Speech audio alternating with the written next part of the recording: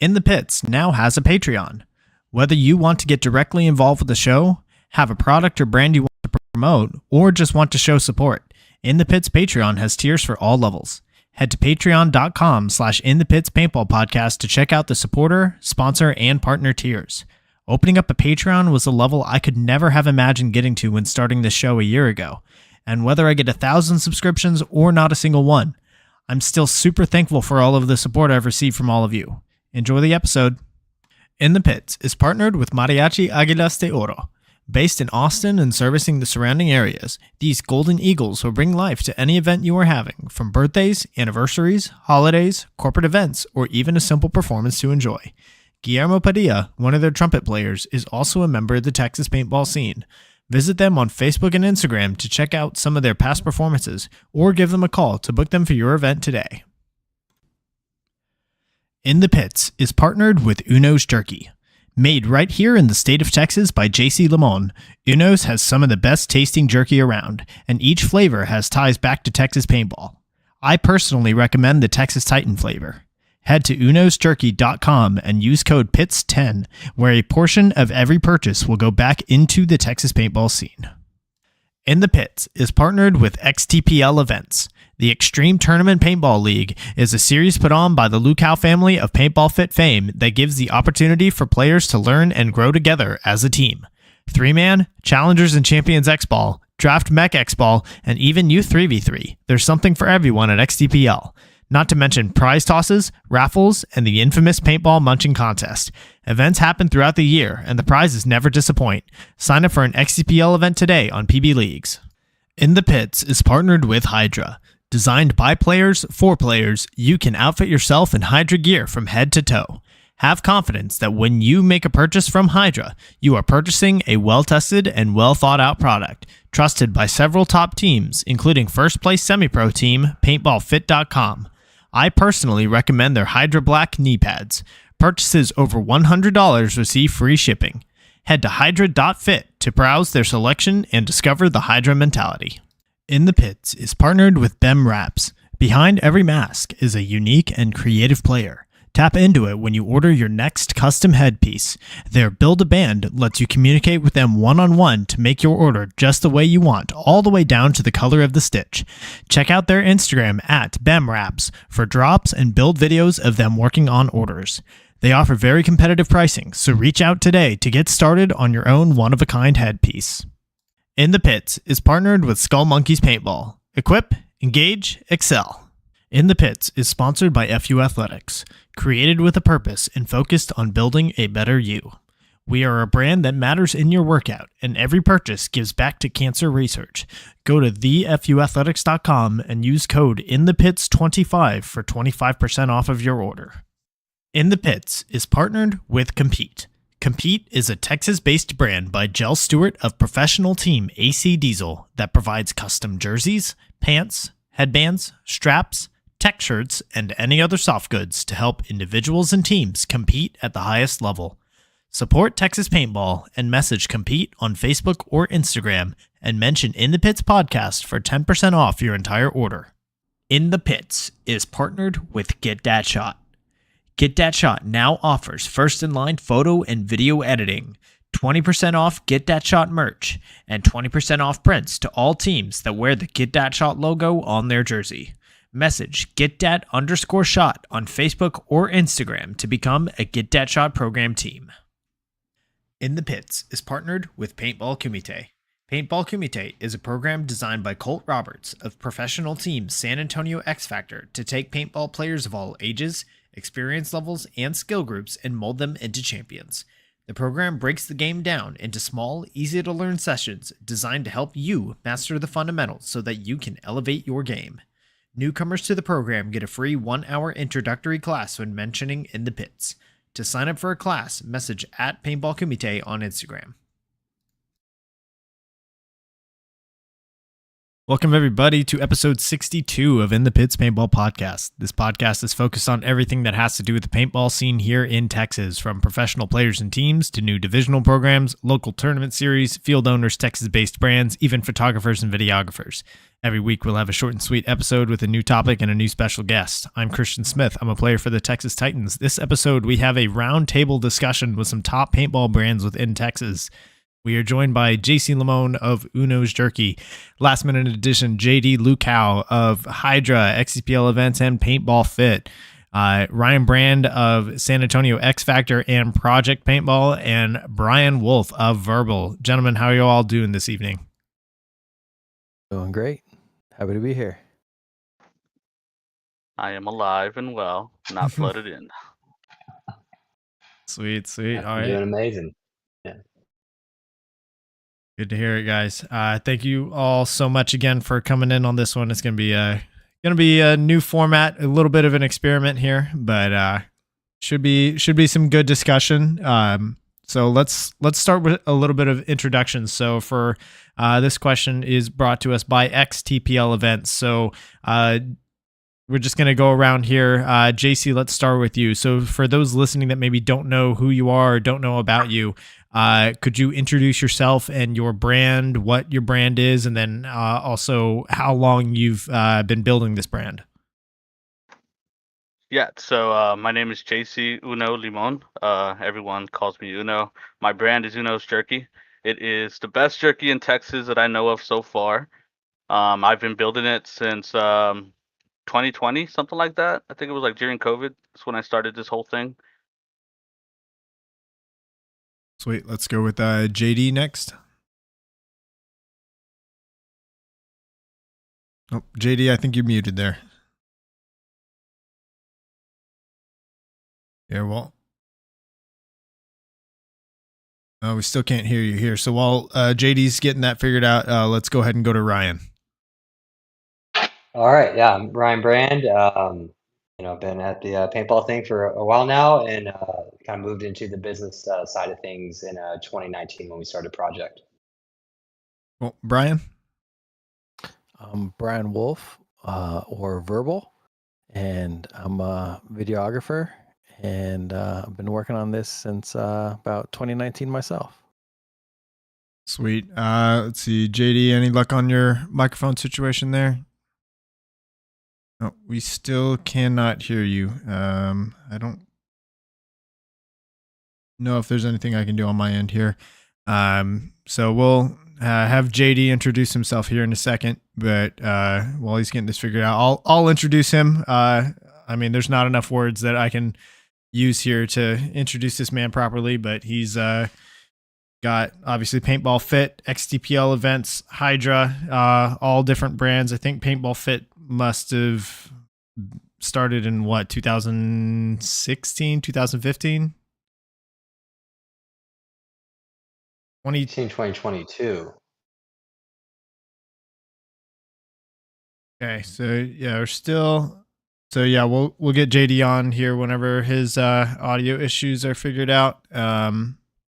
So anyways, kind of moving forward here. So this first question is brought to us by Skull Monkeys Paintball. So let's open the first topic here. There we go. I think he's good. Hang on. I think he's good. Is it working now? Yep, there we are. Yes, sir. Can you hear me now? Yes, we can. Okay. Sorry about that. So real quick, sorry to rewind there. XTPL actually started in 2022. Can you hear me now? Yes. Okay. So 2022, or not 2022, I'm sorry, 2002. That sounds more like I used to do, 2002, I started the XTPL, and we used to bounce around at all the different fields. We played a local field that was here, Waxahachie. We played in Forney, at Official Paintball. We had Fun on the Run, Adrenaline Zone, for any old paintballers that are around. That was an amazing park back in the day on Grapevine Lake. So my XTPLs kind of bounced all the way around, and it was greatness. I loved playing paintball back in 2002. We went all the way to 2000, and I think it was 2005, 2006 when paintball started taking a dive, and different businesses were going out. The tournament scene took a big nosedive. So kind of put it up for a little while. Still was doing tournament stuff, but that was the lifespan of the XTPL. And then Paintball Fit, when we opened up Paintball Fit in 2016, we brought back the XTPL again. So, and we're still here today. There it is. And then when did you start your Hydra brand? So my Hydra brand actually, so I've been in paintball since 1988. I started right out of high school playing paintball, and to open up my store in 93 here at Paintball Waxahachie. And all along, I've worn them all. I've worn all the different pads, all everything. But when Johnny was a teenager, he got hurt playing football, and so his knee was an issue, and the dye knee pads were the best thing on the market for him. But it wasn't enough after his injury, and so then I started out with coming up with something else, and by 2016, I'd kind of perfected what I was making for him. And then with the onset of Paintball Fit, more and more people started like seeing it and going, "What is that? What is he wearing? Where do I get those?" And then I started making them for him, and that's where Hydra came from. Very cool. And those must have been the blue knee pads, right? Well, prior to that, they were weightlifting knee pads. They were actually Rogue knee pads that I was purchasing and then adding padding to them because they gave the support for his hurt knee, but he needed the extra padding too. The sleeve itself was not enough, and so then out of a necessity, developed the Hydra knee pad. And yes, the very first ones were the classics. Mm-hmm. So got the it. blue ones. Sweet, very cool. All right, so this first question is brought to us by Skull Monkeys Paintball. So just we're gonna start from the beginning here. So let's start building a brand from day one. So where's the step one? Where have y'all found success as far as like taking that first step? Research for sure. I mean, you can't research enough. Got to research everything that you want to do. What licenses do you need? What a sales tax permit is. Getting your EIN. Like, you just got to research everything before you even decide to, move forward with what you're trying to do. Yeah, that's real good stuff. I don't know. I didn't think I would end up being a brand, but you just keep building, and all of a sudden you're looking into these regulations on what you can and can't do, and you pay attention to those. But yeah, for me, it just started with posting content, and that's the word these days is content. So yeah, that's where it started for me. Yeah, I agree. I think JC makes a good point too, is that without a EIN and registering with your state, you can't even open a bank account, business bank accounts. There's a lot of things that you might get a little too far ahead of yourself, but if you don't kind of dot your I's right away, you might be kind of playing backtracking through stuff. But to me, also, I think the biggest thing when trying to figure out the brand and the concept you're trying to implement is trying to figure out, looking at the market and understanding what you want to do that's different and that's not like everyone else is doing. Or if you have a great idea, like JD, it's like he had a concept of like, my son needs a better knee pad. Is there anyone in this industry making one? No, not to this need. Well, I think I could do that. And I think the more successful businesses are often looking to innovate in a way, be it if they're just bringing something to paintball that isn't already in there. But what I see a lot of these days is a lot of brands popping up that are more so just trying to make the same exact products that a lot of other brands are doing and being successful with, and maybe they're gonna emulate that a bit and then put their own twists on it. But I think that is a little bit more of a difficult market to break into unless you kind of have a strong concept that's gonna stand on its own two legs. I agree. I believe that if you're going to start a business, like JC said, you definitely have to get that stuff in order as far as the business, because you have to have all those things to even get a bank account. And if you're going to start a business, make money, you got to have somewhere to deposit it. So all that stuff is an absolute. It seems a little hard and a little daunting at first, but you can ask a few buddies real quick, and they'll help lead you on what you need to do. It's not that hard. But like Ryan just said, if you have an idea, that's truly what it takes to start a business. Also, there's a lot of copycats out there that want to do things, and it's just, I don't think that that's a good concept for a business. I think that if you have something that you believe in, you have potential of having a great business, because you have to love what you do. You've heard it 1,000 times, but if you don't love what you do, now it's work, and man, that's rough. I wish you the best, but if you love what you're making, I think that you're going to succeed. If you love what you're doing, I'd rather spend the next 20 years of my life trying to bring the product of my baby to life than 20 years from now look back and go, fuck, I wish I would have went for it. So.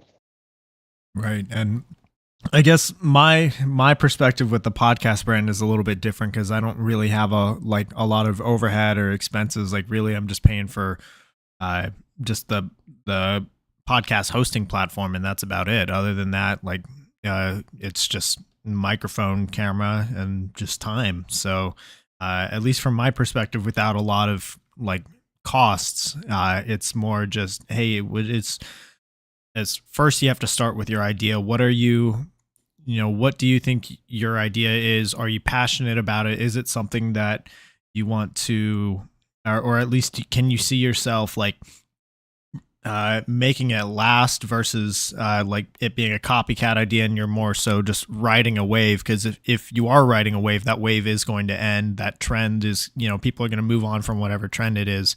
So is that your plan, to just ride a wave for a week, a month, 3 to 6 months, or is it going to be something that you're going to really enjoy doing? And then kind of step 2 on that, JC was saying, do your research, do a lot of the stuff as far as structurally getting your brand sound.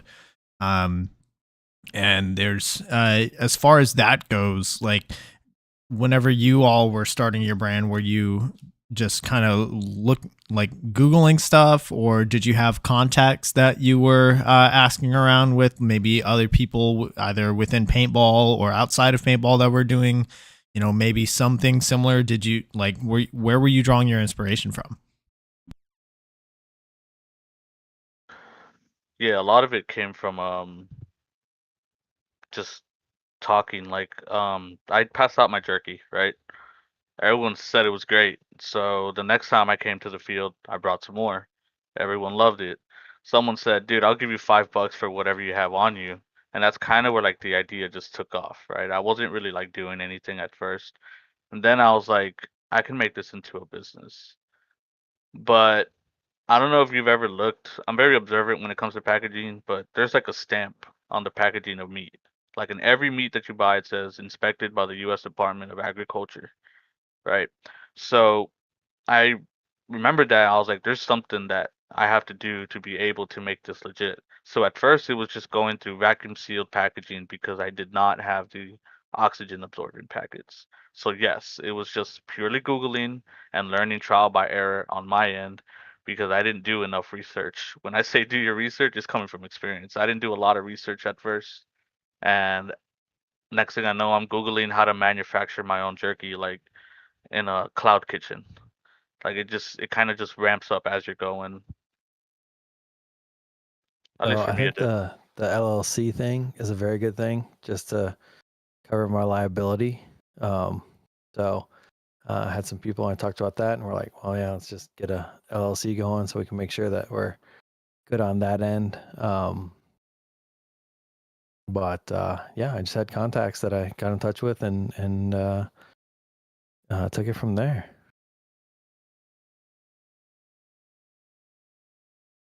For me, my the XTPL that came from being a paintball player and playing paintball. And then in '96, I was vice president of the TCC, which was the 10-man Council of Captains here, the Texas Council of Captains here in Texas.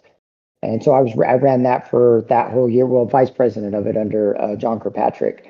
And the next year, they wanted me to run for president, and I decided that I didn't want to do that because I wasn't getting paid to do anything for that. I was just doing it. And when you're in charge, and when everything goes right, it's because you did what you were supposed to do. When everything goes wrong, hey, motherfucker, you fucked up. So, and I was like, you know what? I'm going to do this for myself. So I started running my own tournaments for my team to earn money to go to World Cup and to travel and do all that stuff. And by 2002 is when I started the XTPL, because I kind of learned it from people like yourselves and that were out there playing paintball, and it was easy to ask people questions. So whatever your business that you want to start, I promise you, I've said it once, I've said it 1,000 times, the best people in the world are paintball players. There's somebody out here that knows something about what you need to know. Whether it's a lawyer that can help you figure out what Brian just said, get an LLC. That is the best thing I've heard so far. LLC all day long. Go get an LLC. It's not that expensive. You got to get it just for the liability part. But just ask. There's so many of us that want to help everybody, I hope. And that's what you need to do, is to ask some people. And there's a lot of us, because that's how I got my inspiration to do the tournament scene and do it, is because I was already doing it. And then realized, like JC said, it's like, what do I got to do this for myself? What do I got to do? A little bit of homework, and with the proper motivation, you can do anything. I think my third grade teacher told me that, and she was right, Miss Bagley. Thank you. So I think that's a really good point. Just in general about paintball is that we know someone that does everything. So I think that's one of the things that keeps us all coming back. Is that there's all different kinds of people out there, and there's always you always got some homie. What do you need? All right, I need a plumber. All right, hit up my buddy Rob. It's like, all right, cool. But yeah, that's one of the best parts of paintball for sure. absolutely. For sure. And I think a lot of people that genuinely want to help other people that are involved in the same passion that they have. And even like in a business sense, like I've had people share ideas with me. I've shared ideas with other people that are good, solid ideas that, I'm not asking, giving them advice and coming back and saying, oh, but that's my idea. I want to make some money off of you. And they're not doing the same to me. Like we want each other to do well. And not everyone has time to start their own business or do these types of things. They might have a career or a family that's just, they don't want to be an entrepreneur. So I think just communicating with the other people and the brothers around you, there's a lot of great ideas flowing around. For sure. So, after, I guess, eventually, or maybe even alongside kind of identifying your idea and working on kind of getting your structure sound, how have you guys identified basically like who your target audience is, or if over time, as your brand has grown and evolved, if your target audience or your idea of your target audience, if it's changed at all? Go ahead, JC. I'm sure for Verbal it's changed a lot, hasn't it? Or pretty consistent. I mean, I don't know. It's I just want to get people to see paintball. That's my brand. Is I just want people to watch a goofy paintball video or whatever. What my stuff has come down to eventually short bus clips.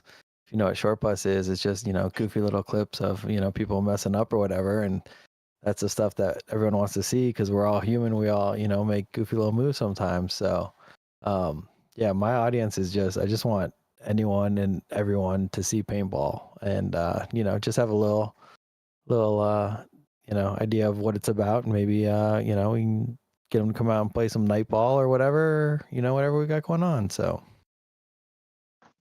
Just want to say, if you can get Nikki Cuba, Todd Martinez, and Catfish on an episode of Short Bus again, I mean, how much will it cost us? The ultimate reunion, that would be great. That'd be sick. That would Get the be. views up for sure. We could do Yeah. it. I'll just put the clips together. We can do it. We can do it for sure. We'll just serve a platter of delicious, just beautiful clips for them to just, go at it. I think Verbal and I kind of have the same feeling when we just want people to, have our product. As for me, I just want everyone to have just a taste of my jerky, and as long as they don't spit it out, I'm pretty happy with it, but I do hold it to high standards. It's just uh it's like Ryan said earlier, what does the sport need, or what does my passion need, or what do I need to do to be a part of this, right?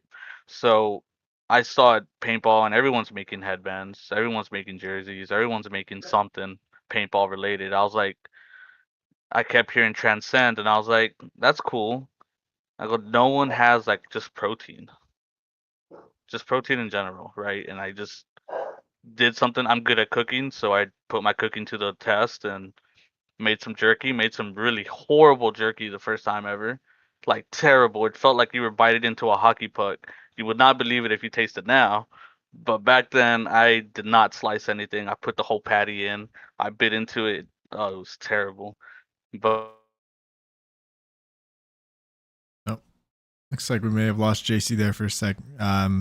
So one thing I guess I want to ask, and put this out there for the whole, like, obviously all of our brands have started within the paintball scene, but do you still view your target audience as within paintball? Or like Brian, I know for you, obviously you're, looks like JC's back, but let me finish this real quick. So Brian, obviously for you, your content, like, you're getting on some of your posts several million views, and they're, I don't know, several million viewers out there probably aren't all paintball players or tournament paintball players. So like, how are you handling, I guess, approaching the idea that your general audience is like outside of the paintball scene? Yeah, that's cool. I mean, it's crazy when one of those things goes just wild. I don't. So doing media for 4 years now and trying to figure out these algorithms. You really can't figure them out. I've learned that you just want to throw as much as you can at it. Just keep putting stuff out there, and but it's really cool to see what some of these videos do. And because I think Tom Cole said that we had like 3 million players last year, is what he was quoted at. And yeah, we're definitely seeing way more returns than just 3 million. So people are very curious about it. People like to roast reloads when people just dump paintballs all over the ground. And then my favorite comment is that, oh, well, they're sponsored. And sure, they may be sponsored, but all those paintballs aren't free. That's for sure. Yeah, someone's eating them. Yeah. Brian, I got a question for you. When you're doing traditional sports, and I know you used to do a little bit more basketball than you do now, and you've done football. What kind of numbers would you see? Do you feel like the paintball stuff produces a lot more views than the traditional sports? And what do you attribute that to, if so? I do think it does better for me. I think that's niche. I think finding the niche is very important in my brand, especially. And I've learned that paintball is my niche, and that's fine, and it's great. And then I just deliver as high quality content as I can to it, because it's crazy. Because I'll post a clip of like Luka Doncic doing like the craziest move, cooking somebody, super high quality, looks great. But we have a lot of people that are able to do that in these more traditional sports. So then in paintball, when you see that and you're like, wow, and it's like, all right, so that's the niche. And yeah, really ran with that.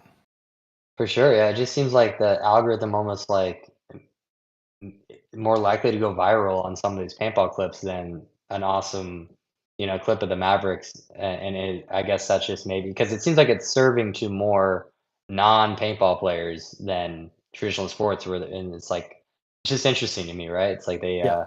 And you can these tell people from are the getting comments. exposed because it's different. Yeah. Yeah. Right. So for the better overall good of paintball, the number one comment that we get is that they should have limited ammo. So we should mark that down. We should adopt the Europe style with 4 pods and a hopper, I guess. That's what the internet says. So yeah, that's where we're at. Your followers want us to see us playing MagFed out there, but Yeah, we'll see. pretty Your much. They commenters, want to yeah. see people with 100 paintballs. Yeah, they want to see 100 sniping. paintballs, and then who will get the most eliminations with 100 paintballs, going out there and that's totally its own thing, and people want to see that.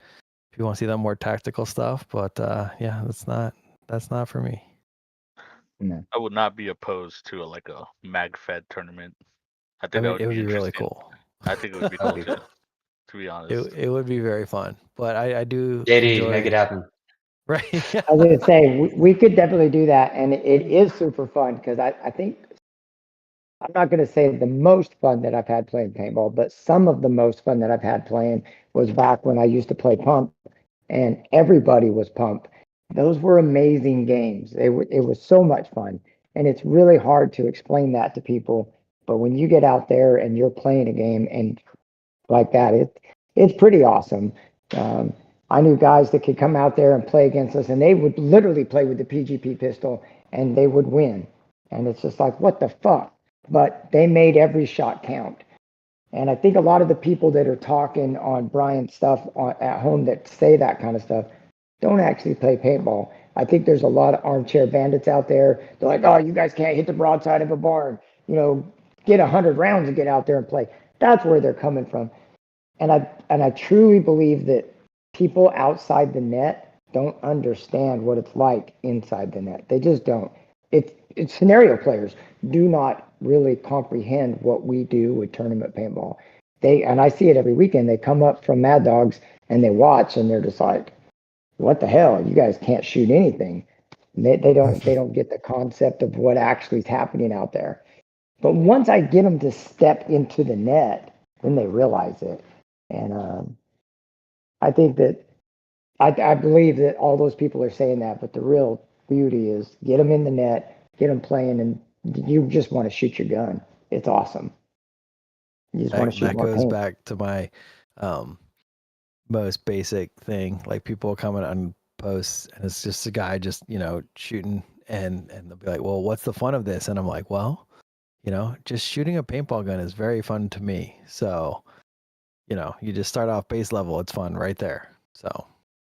Right. And kind of along those lines, I guess the question I have for y'all, along like the internet comments line is, how do you guys handle feedback? So this one's actually brought to us by JC, who knows Jerky. So either feedback maybe from online comments, from fans, from customers, from online trolls, and how do you handle it? How do you receive it? How do you, I guess, process it all? I mean, I don't know how everybody else handles each one, but usually when it's real feedback, like when it's constructive,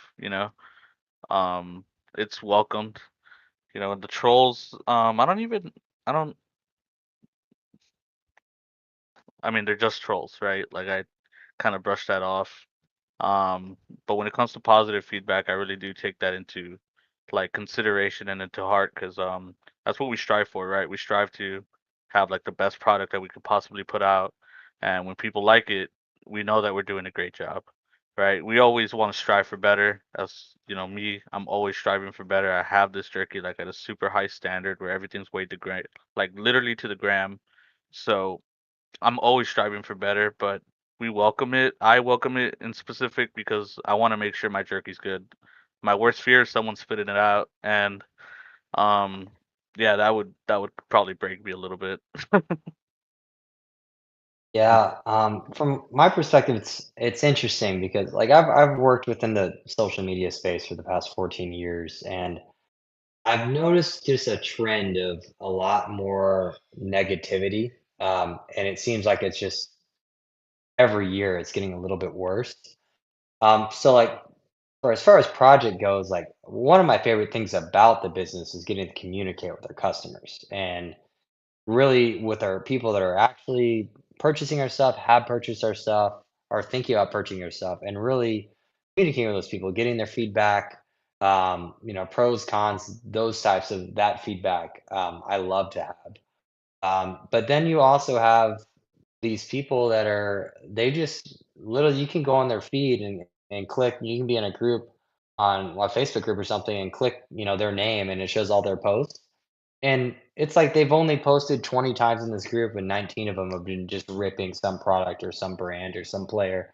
And it's just they're doing nothing but spewing negativity out there like that's their passion. And personally, like I don't vibe well with that. I don't think those guys are bringing any more positivity into this world. And it's not that their opinion isn't, valid or whatnot, but I don't think it's helping anybody. So those type of people and that's even different than the trolls. The trolls are just trolling you to get a rise, and it's a bit of a game for them. I'm talking about the people that just seem like they wake up on the wrong side of the day every day. That's just I don't personally really want their feedback. I want the feedback of people that are, um, have they like some things and they don't like some things, and please let me know so I can make my products better. That's where I'm at with it. I agree with that. I take all feedback, good, bad, and different. And sometimes you have to look at somebody and go, "There's no helping this guy. Um, he's just coming from nowhere." And you're like Ryan just said, all they give is they're just pissed off at the world, and they're just going to hate no matter what it is, or they have some kind of a weird agenda. But on the paintball side of stuff, if a customer or shows up and they're buying gear and they just don't like what it is, I'm like, okay, well, what's the problem? We'll just try to figure that out. On the tournament side of stuff, players that come in, if they have a problem with a call or whatever, I need it. I want that kind of come and question me, ask me, why are you doing it this way? Because I'll promise you, Johnny or Colt or myself or somebody we're going to give you an answer. Well, this is why it happened, or you know what? That's a legitimate problem. Let's get to the bottom of this. Never would I want to brush somebody off because I don't want to I've been brushed off at tournaments and it doesn't leave a good taste in my mouth. On my Hydra side with that product there, I love when people complain about something because then I'm like, okay, how can I make it better? Because earlier when you asked about who do I where's my people that I make my product for or whatnot? I forget the exact words of the question. It's myself. I make things that I like and that my sons like, and then that allows me to go out to everybody else. I am blessed that I have totally different sons, different sizes and everything. So I'm able to see all these different things, and I'm blessed with the different players at our field. So I have all the way down to extra small kids. So I'm able to find different things. And from that, when people complain about my knee pad and they're like, oh, it's too tight, it bunches behind my knee and it bothers me, like my regular Hydra knee pad, because people complained, we started working on it. And so that's why it's important to have people give me feedback, because as long as it's constructive criticism, then I can work with it. And then that's when we came out with these, which are the cutouts that don't have it, so they're no longer be out there. So criticism is a good thing. Anybody that doesn't want to listen to your critics, you're doomed. You need to listen to your critics, So I'm all about it. People, how do we receive it? I get emails. Madison's great. She answers emails if people have an issue with shipping problem or whatever. We try to stay on top of it with everything. So I think criticism is a good thing, but like Ryan said, sometimes you get people like I've got one guy that complained about my park, said all these horrible things, big long review about our park. Then I went and I looked him up. He's like a 60-year-old dude. I've never seen this guy in my life, and then I realized, oh, he's my freaking neighbor. He just hates the paintball park. So, some people you just can't please. Yeah. So this one, I mean, for me, whatever, just get in the comments and just get people all riled up for the most part, as long as it's, not hateful or whatever. It's, I that helps the media stuff. That helps the, all press is good press kind of thing, which is super weird. Sometimes you just have to face palm and just kind of just shake your head and read the comment and be like, thanks, buddy. You'll get someone fired up. Now someone else will comment. So on the media side of things, it's kind of weird. But yeah, that's kind of how I look at it. So for you guys, I guess along those similar lines, like, do you ever how do you go about collecting the feedback? Do you just kind of get it as the comments or the emails or whatever roll in, or do you ever send out surveys or things like that? Like, how do you have different methods of collecting this feedback to kind of help you out? From my end on project, we have an owners group on Facebook. I think people that have brands should utilize this, and most a fair amount of the brands that do products do. And in there, you're going to get a much closer connection of a back and forth with your customers. And then I also like to, I've opened it up to where if people just to direct message me, and I've kind of made that an open space to reach out to me directly. And I went up getting, a fair amount of what I do for project is the customer service of of overall work that we do on project. Me and Archie, I feel like customer service is something we're doing a lot of, but that's how you build a brand. That's how you build a small brand to a medium-sized brand is by making a connection with your customer base and growing upon it. So setting up those groups, being open to it, Instagram, Facebook, social media. I know we'll probably get more into that later. That's where a lot of that direct communication can come.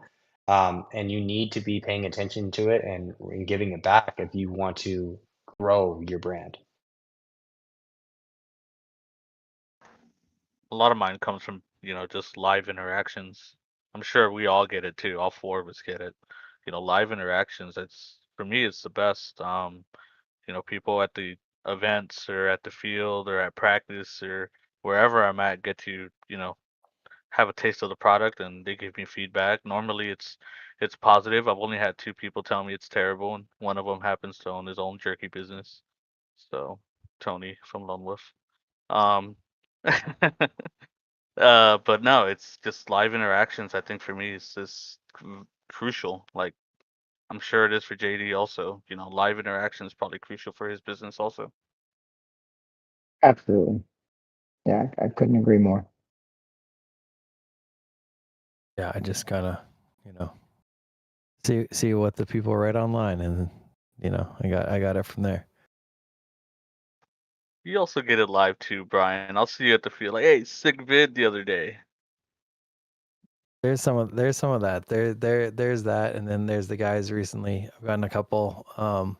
Had a dude approach me at Nightball the other night and was like, "Hey, so yeah, watching your vids got me into paintball again." And I was like, "Whoa!" And I was like, "Dang, I messed up because I didn't record him saying that. I needed him on tape saying that because that would have been really cool. Because that is the ultimate goal. Like, doing media and stuff is cool, but ultimately, I just want people to play paintball because it's awesome."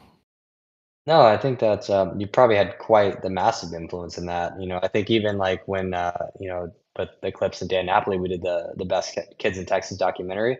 I still to this day, every time I go to a tournament, I'll have someone come up to me and be like, "Hey, I saw that on Amazon, and that's what got me back into the sport." And that reach of that product is so minimal to the amount of people you're reaching, Brian. So the amount of people you probably um, reignited their paintball career.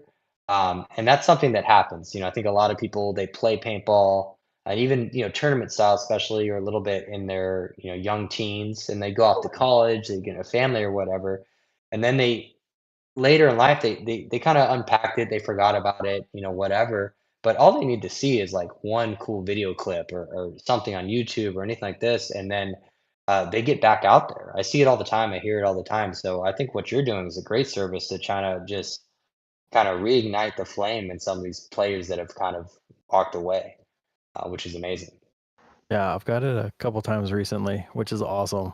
And we have the pipeline at Paintball Fit because we got the night ball. So you come, you play some night ball. You don't need a team, it's just walk-ons. It's just, pure street ball. You just jump on the box pretty much with whoever's out there. and then we'll get you to come play a Mech X. You don't need a team. These are the best things. And then we get these guys back in, and then boom, we got them with the hook, and then they're just in it, back into the paintball. Do you ever get anyone upset that you kind of like short bust them, if we can call that a verb, onto your account? Not really. Some people, some Okay. guys are a little bit like, they're like, oh man, come on. But I mean, we turn that into Monday. So Monday is usually the short bus day. So we've made it a kind of its own thing. So that saves a lot of the people getting really, really upset with it. Yeah. I guess, and some people just want to be on the internet. I'll tell you a quick brief story of I think I was 14 years old, so this is probably in early 2000, 2001 or something, and I went and played my first PAX or PMI, one of these tournament series, and I got a picture taken of me, and it was posted on the homepage of it was probably JD probably remember this, probably Flag Station at this time or PBub. And it was like photo of the day, but it was really like a troll of the day. And it's literally me going into the center 50 and face planting my face into to this bunker.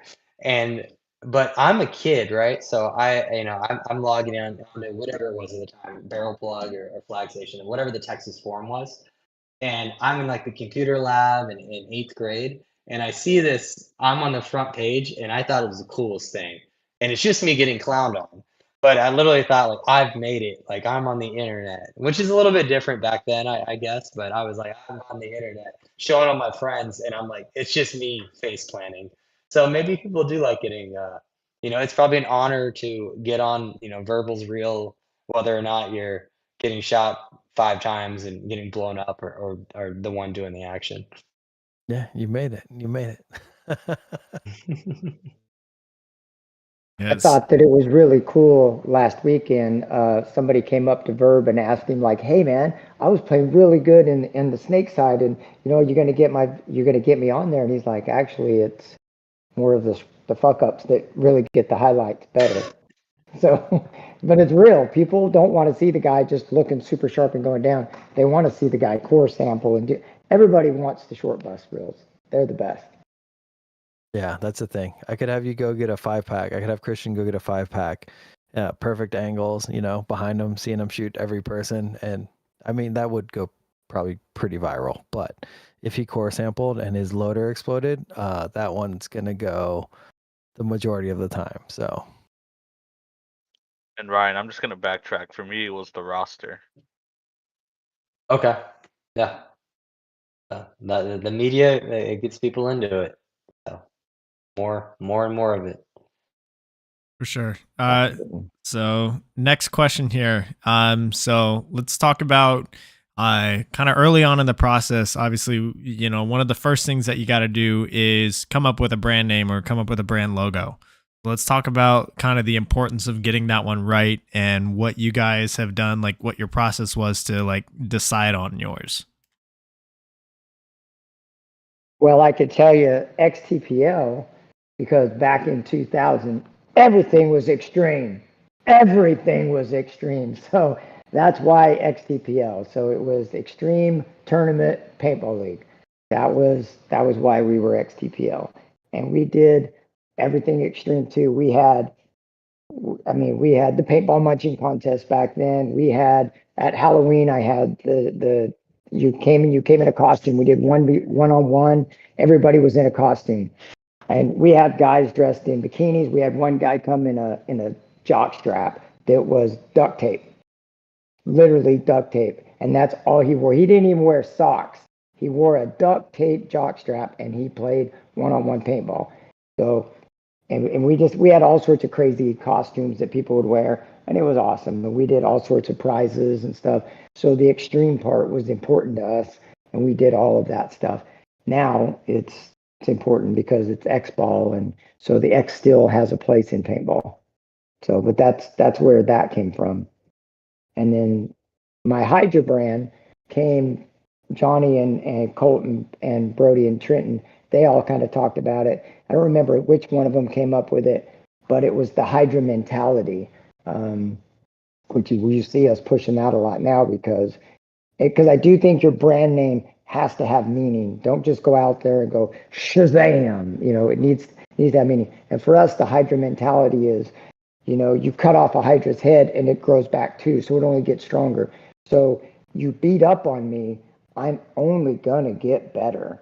You thrash on me in a tournament, I'm gonna come back stronger. You're gonna show me my weak points, I'm gonna get better. So that's where our Hydra came from, and so that was my mentality on that. My paintball fit, it is family integrated team, obviously, because it is our team. But it also was in the beginning, we wanted a place to practice and get better.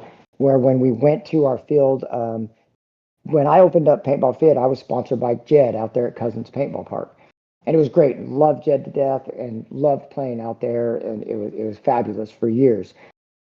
The only problem that I had was I needed a place that when we were in a rhythm and things were going and all the teams were rocking, that we didn't have to, oh, wait, we got to take a 30-minute pause so the rec ballers can have the airball field. And then we got to sit there and watch a bunch of kids and moms with Titmans play. And then about 45 minutes later, okay, they're done. Okay, and now let's get back into it. And then it's hard to get a groove on. And then, what do you mean he left? That guy, and so we started Paintball Fit, and that was the purpose, was to give tournament paintballers a place to play and not worry about rec ball. I don't rent out guns. So the names had meaning. And it, for me, fit is, if you were in fighting, you're a well-rounded fighter, right? You got to be able to grapple. You got to be able to punch. You got to be good with your feet. You got to be good on all walks of the fight. In paintball, one of my biggest pet peeves with players that I've had on my teams over the years was I'd have my back players, and I'd be all the way up on an island, up on the 50, playing where everybody else is dead, or they're dying. And I'm like, dude, why didn't you come up here? And he goes, because I'm not a front player, I play in the back. And I'm like, what the fuck is that? And then I was like, no, you're an insert player. You start in the back, but then you get your ass up in here. And then I realized people were like, oh, I don't play the snake. I only play the D side. Sooner or later, your ass is going to be in the snake. You need to learn to play the snake. So to be paintball fit, in my mind, is you got to be able to be a back player. You got to be a 1, a 2, or a 3. You need to be able to know how to play the snake. I promise you, Colt's probably the biggest guy out there on the field. That motherfucker will be in the snake just like that. So, and he could play the D side. He could play anywhere. And you need a small player. Same thing. Small players like, oh, I can't play the back. I only got to play the front. You need to learn to play it all. So for me, the name is very important. And so paintball fit has multiple meanings. Is you have to be a well-rounded fighter. You need to be paintball fit. You need to know the mental game. X Factor is what it is because of Ryan. He is such an intelligent factor in their team that he knows every aspect of the field. He knows all the players, he knows everything. And without that, you can't win. Tournament paintball is won or lost in the pits. So you need to be paintball fit. You need to be able to physically play the game, but you need to have that paintball IQ and be able to mentally know the game and know your opponents and know it all. So yeah, your brand name, super important. Work on it. Take some time. Don't just pick something fancy. Make sure it has meaning. Everything I do has meaning. So that's my feelings about the name. Yeah. So mine is from The Usual Suspects, which is a 1995 Kevin Spacey film. And the main character is Verbal Kint. And I threw an H in there so that I could acquire it on all social media platforms. I use it as a gamer tag and such for a long time too. But I threw the H in there so that I could have it, and I could have a 7-letter name without putting numbers in there. So it was very important to me to have a strong name that I could, when you watch the movie. All right, so everyone, this is your homework. You have to go watch The Usual Suspects if you haven't watched it, and watch Verbal Kint, and yeah, you'll see Verbal, and don't underestimate Verbal is what it comes down to. So that's Wow. that's the name, the part of the brand. Yeah, Uno's is it's a pretty unique story. The way I came up with it. Well, actually, the name came from my coworkers when I worked at the retail store for T-Mobile. Um, they started calling me Uno. I went through a medical condition where it took one of my vital organs, one of my two vital organs that are down in the midsection, and I was left with one. So my coworker started calling me Uno, and um, I kind of just named it after myself essentially, but you know, I didn't expect it to be where it's at now, like ever. I just one day decided to go all in. I took the leap of faith, and um, it just now it's coming to me like I just want to be the best jerky there is. So when people think of jerky, they're just gonna think of Uno, the best jerky you could ever have, and that's kind of what I strive for, and um, I hope I can get there at one point. I mean, my vision is obviously to grow into a bigger brand and, like be the official jerky of the Texas Longhorns and eventually the official jerky of the Denver Broncos. That would be amazing for me. It'd be an amazing feat. And of course, the word Uno would have to be in there, so it would be the number one jerky. Nice. And for us, yeah, I think where the name project and the branding came from is, we kind of had two concepts going on. When me and Archie were kind of sketching out the original Project G, um, we just thought that that was a cool name for a gun, right? And so, we sketched out the gun. We're coming up. I think a lot of people use the term project when you're working on you know, creating something, that this is the project I'm working on. So I came with the G and then the company came, roughly pretty, I had a concept for a business in paintball for a long time and had always been kind of kicking around. And once we had success with the Project G, it's kind of like, all right, well, what do we want to name the company? And it kind of just like, well, we have this, what we're working on is these different projects, these different concepts that I had of we can make this product and we can make a spin on this product and this project. And so, well, let's just run with it. So that's kind of where the name came in. And then as far as like some of the branding, our logo, we've gone through kind of multiple different iterations, but I think the one we're on, Nick Laval, I don't know if everyone knows, but he's our kind of the third member of, he's our product designer and does a lot of our, he does our, designs on most products and then most of our, branding as well. And so we've gone through some different logo iterations.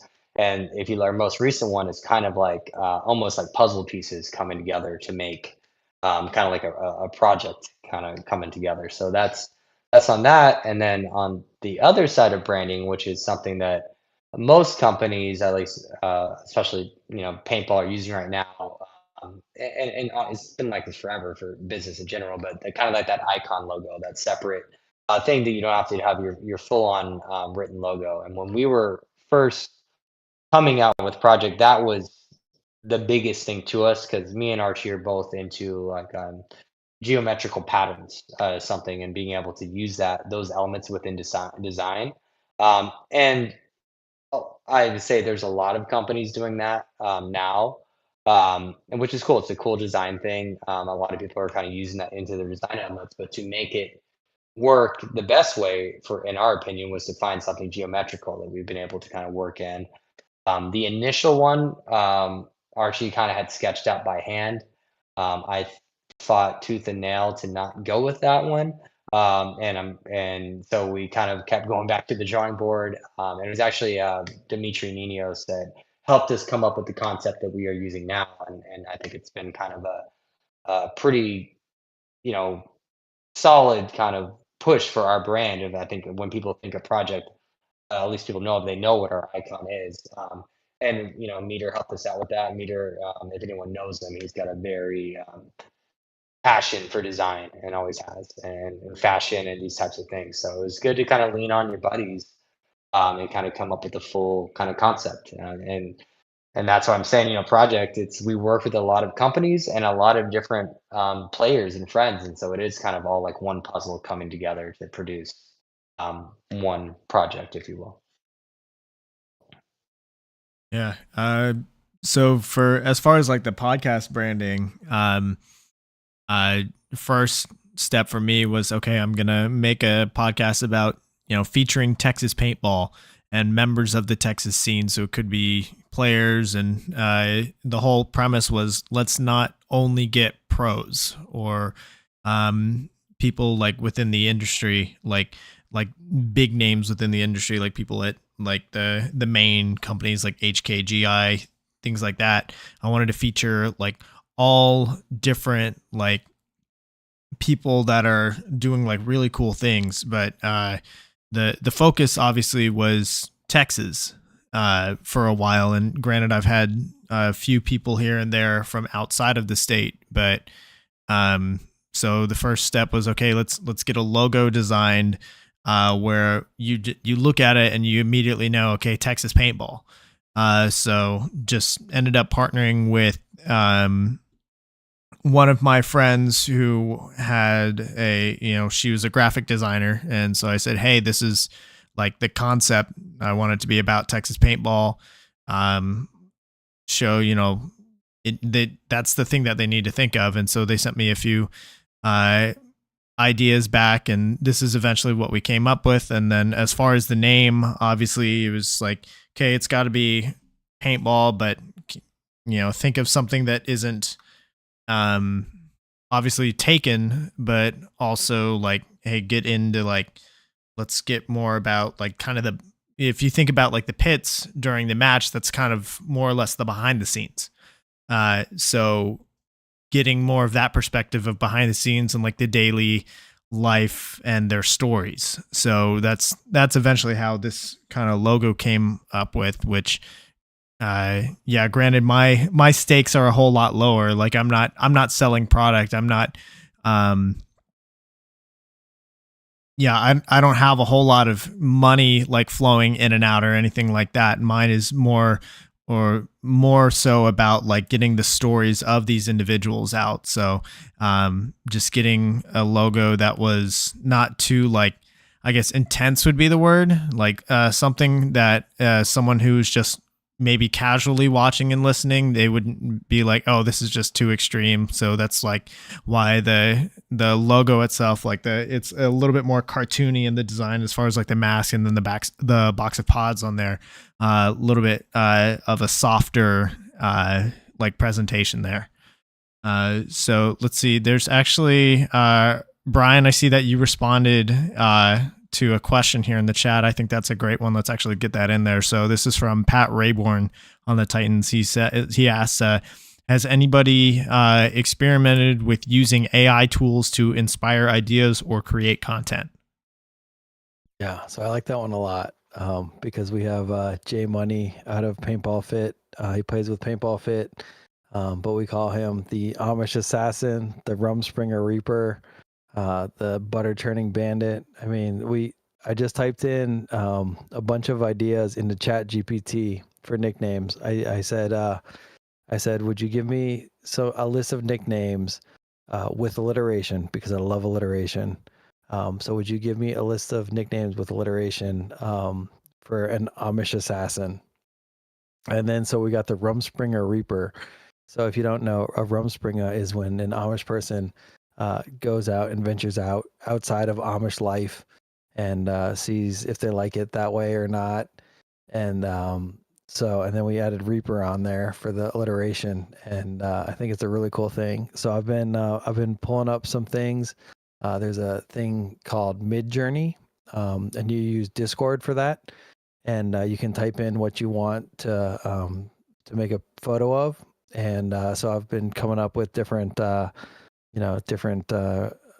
assassin kind of graphics so that we could put them on shirts and such. I don't know. I think AI is crazy. I did a video the other day with him, with J Money, and at the end he turns into like an Amish dude walking down the field. And I didn't know that it was so advanced in video already, but this AI stuff is just crazy. And so at the end of the day, don't believe anything you see, because AI is just wild.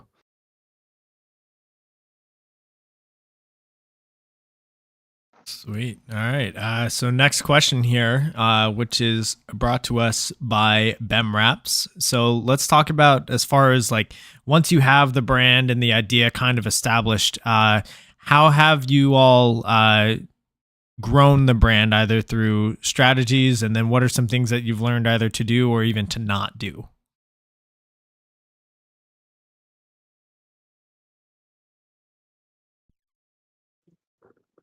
All right. Well, for me, I just continually post. Consistency is the most for any brand. If you're doing social media, you want consistency.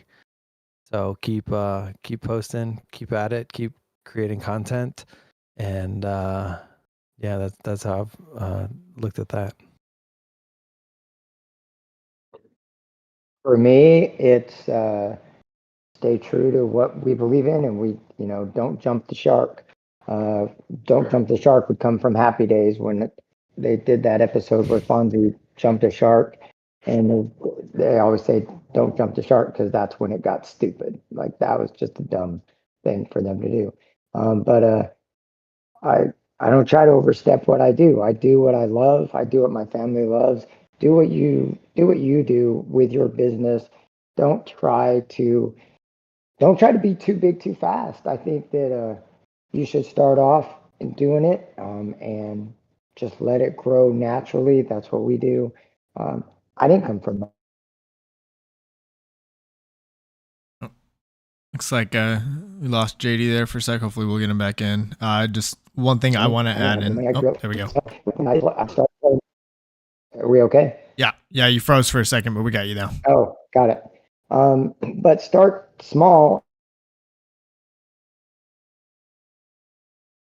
Oh, and Those are big. Brody's using up all his internet And try right to now. do, don't overstep what I'm to do. Oh, is it not working? You keep going in and out here for a second here, but I don't know what's going on. Brody's gaming too hard, I think. On our end, I think probably I'm one not of the sure what's biggest happening. challenges is get the sizing correctly. And it seems like it shifts a lot all the time. And so, one product you might have, and it's for us, it's often like not having enough of a certain size, and we're not able to. And it sells out super quick, and then I have all these people like, hey, I wanted this and this size, and then we'll make more of that size on another product, and then it seems to be the opposite. And I think that's the biggest challenge. And I think when you're starting a new company, and what JD was mentioning about trying not to grow too big too fast, if you have your sizing off on a product, you can wind up holding on to a lot of inventory, which as a very small business, that could sting you pretty good. So those are the things to kind of walk before you run. Don't always just chase the easy money. Um, that's a big one. Take on projects that you're passionate about. Um, we on our end have passed on lucrative projects that have with other manufacturers that we just weren't so sure that that's what we wanted to put our name on in a collaborative effort where we could have cashed in and made a significant amount of money, but it's at the side is like, where does that hurt us down the road? Are we 100% confident that this is the product we want to put out?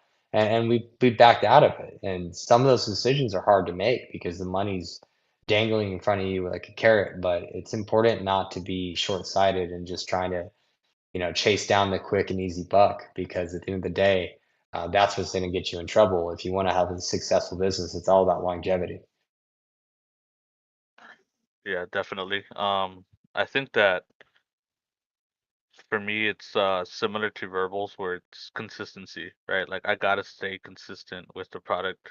Um, I don't think people would appreciate if they tasted, the Texas Titan flavor one time and it's the best jerky they've had, then the next time they taste it, it's absolute garbage. So I think that consistency for me is key, and the biggest don't for me is don't get anybody sick. I know it sounds cheesy, but like you anybody that tastes my jerky is literally trusting their life essentially, like with me, that I'm not gonna absolutely give them, a bacteria or something. Like, let's be real, right? Like, when you taste food from a restaurant, you're trusting them that they're not gonna give you salmonella. So, for me, just don't hurt anybody, and that's why I have such high standards for my jerky. I can't just put out, garbage. I gotta make sure it's at a high standard and everything is perfect with it. That's a good point. Base level, don't get people sick. Yeah, that's a great point. But yeah, I mean, That's my biggest thing. and I think JC kind of bears more burden than some of the rest of us do when it comes to that. But it's the same thing. Like, all you got to do is give someone one bad experience one time, and then they're going to go off and tell the next, 3 or 4 people that they see or ask about the brand, and that shit just kind of sprawls, rolls downhill. So, yeah, it's important to do all the due diligence to not give somebody a bad experience. And when you do, um, you want to do your best to make up for it. I'll give an example. We sent out some shirts last week or yeah, a few days ago, and I got a message back, and someone, I think on 2 instances, the stitching had kind of come open. It just wasn't fully stitched well, and that happens. But I could have said, "Oh well, too bad." How do I know you didn't rip that? Or I could have just said, "Oh well, here's a refund. Here you go. Send it back." Which is, and that's putting the customer out. Um, or I can go above beyond and send them more than they ordered. And I hope not everyone goes on and rips their stuff right away and starts sending me pictures every time trying to get more. But that's the way I view things, is that I want to go above and beyond at my own financial maybe detriment's not the my own financial small loss to win later, to make sure that my customers get the best experience they can get. As opposed to, oh well, oh shoot, that's $50 that I already spent, and now I gotta come up for it and that kind of stuff. Like, it's the cost of doing business to make sure that you can um, facilitate your orders and eat it if something goes wrong. And sometimes stuff goes wrong, and you will find that. And if you're not willing to eat it at the bad times, then people aren't going to be there for you in the good times. Right. Yeah. And I think above all, at least for me, it's just above all, like, have a good product before anything else. And if you have a good product, then the rest will kind of come through. But with that being said, don't fall into the trap of, hey, I need, like, maybe you have announced the release date of something, or you have a schedule out, but then in your, you realize, hey, this product isn't quite ready to be released. Don't then just push it out anyway, so that you're trying to keep it on time. I think a quote that I remember, I think it's maybe from a Nintendo executive. He said, a delayed video game is eventually good, but if you release it and it's bad, then it's bad forever.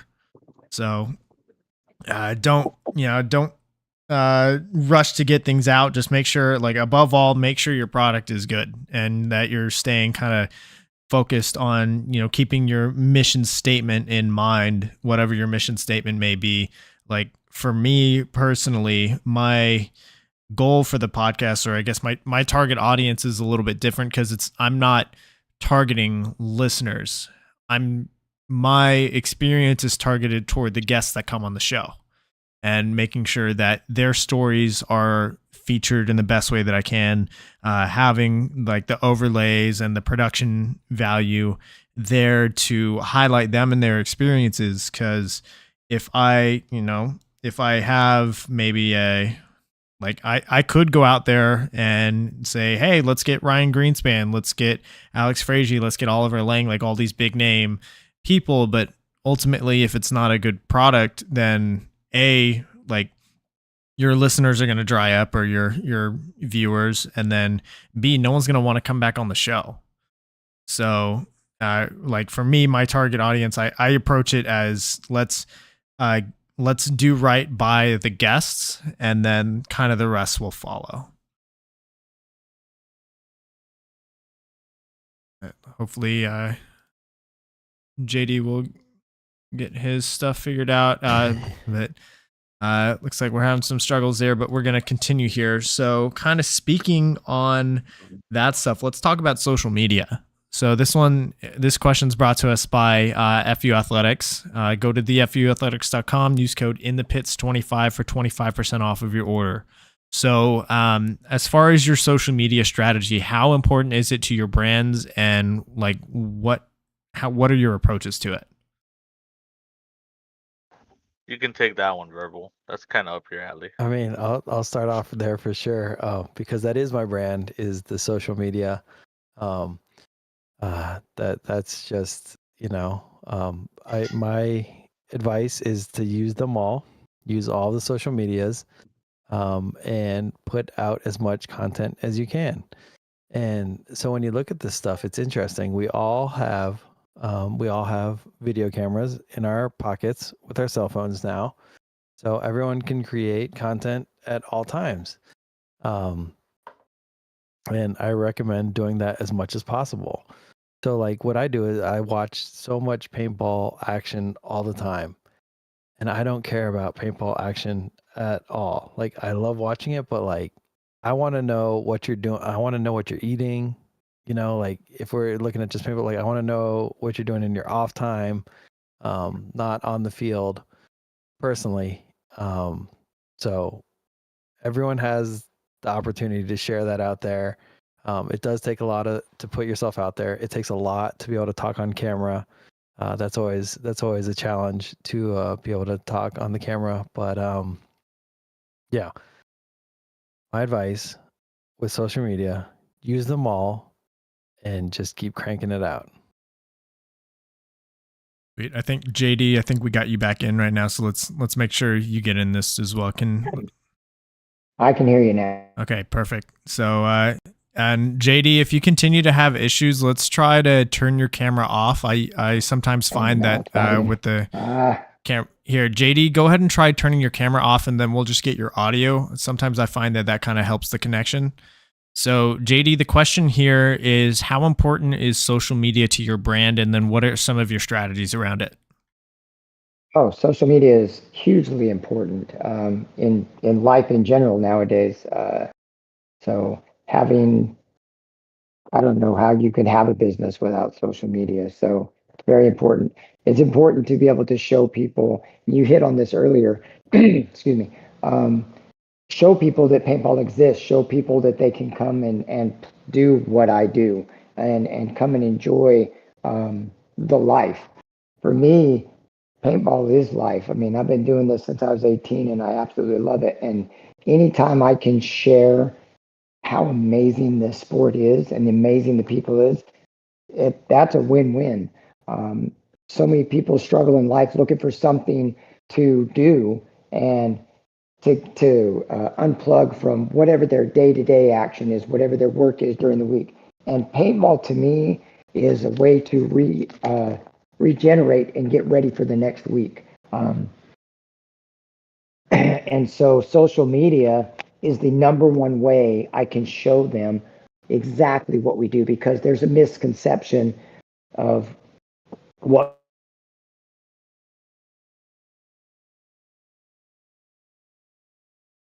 it's at a bachelor party or whatever. And when I'm able to show them, can you guys hear me, or is this? Yes, yeah, we can hear you.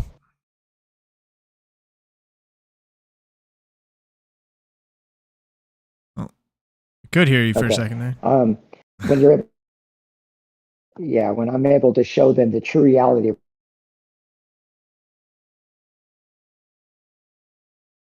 all the gates, so it's very important. I don't know am I glitching out? Yeah, it's kind of going in and out a little bit. But if you want to, I think we got the most of that for the most part. So Ryan, how about you? How have you been handling social media? I know you've done a little bit more as far as like you've like created a community around your brand.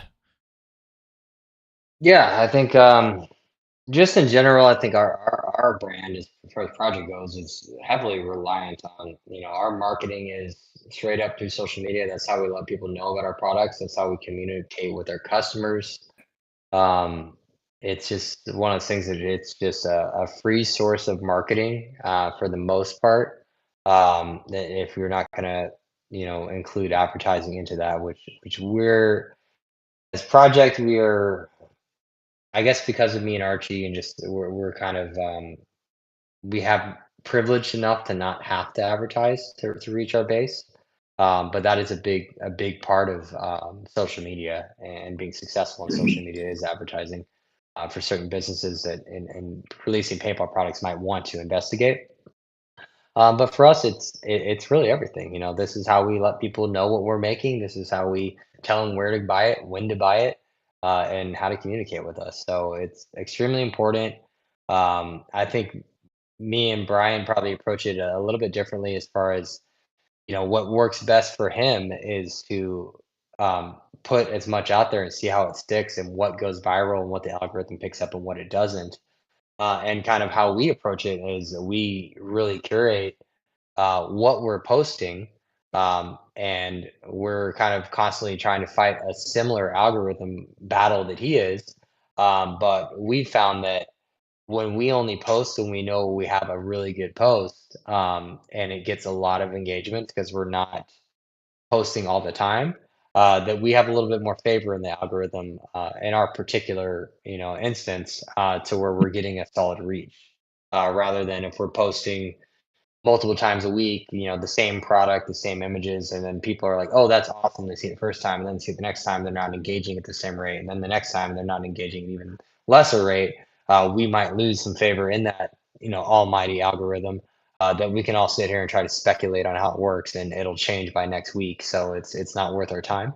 But it's one of these situations that we personally try to curate our content that goes on the feed, and kind of use the stories as a place to post more often, more frequently, and get more, kind of reach that way. But for us, the grid is important aesthetically to kind of display all our work. If you've learned about our brand for the first time, and as far as paintball is, it's big, but even someone like Archie or myself that should have a kind of a decent level of reach in paintball, but we're just talking about tournament paintball and on people that play, and even players that play tournament paintball that even give a shit about professional players, which I'll tell you what really isn't as big of a section as if you would think.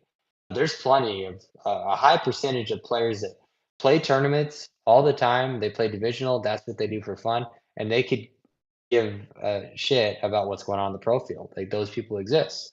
So we need to find ways to reach those people, and we're still not scratching the surface. And so, but when we do, and someone comes and learns about projects the first time, and they don't know who I am, they don't know who Archie is, we get them on our Instagram account. I want them to be able to look at our grid feed and scroll down and say, wow, that product's cool, that's cool, and go down that feed, and everything they see looks cool and great. And it's not just every little post that we make. That's how we approach it.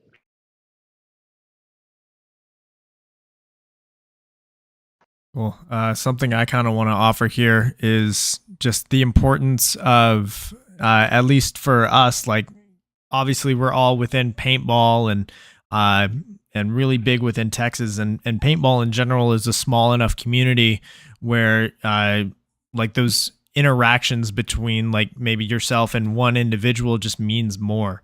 It's not like we have like hundreds of thousands or millions of customers or fans or followers where it's just too much to manage. Like so the engagement aspect is really important. And I've had and kind of a sneak peek of what's to come here on the show is I actually recently had someone email me about getting on the show, and they're a pro player or it's a fan listening in all the way from Iran.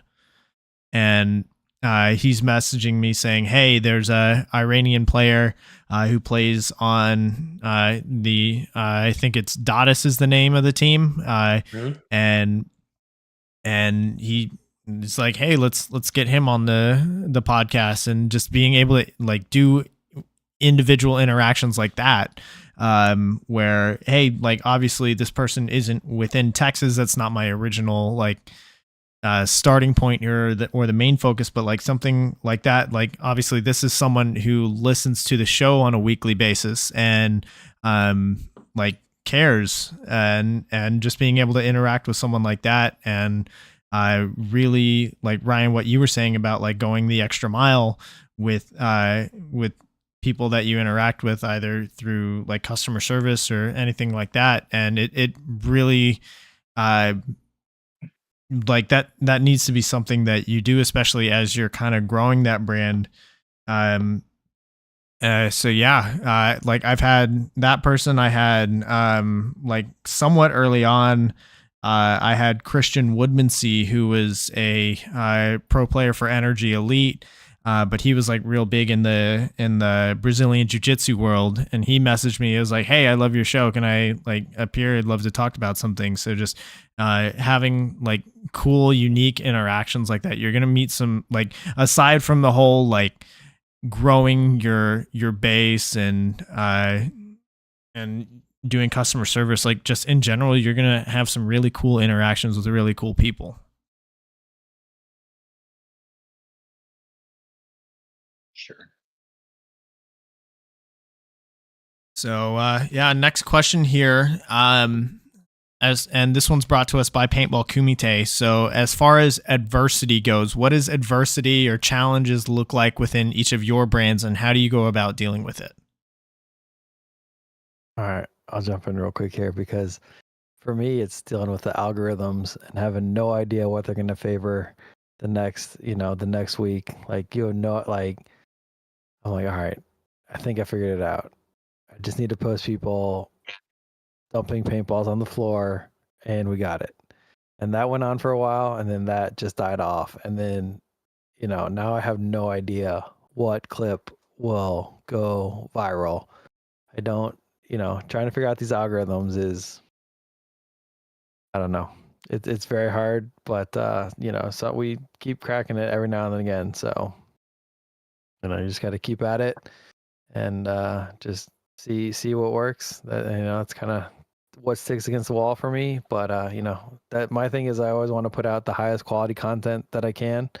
At least it'll look really good. So yeah.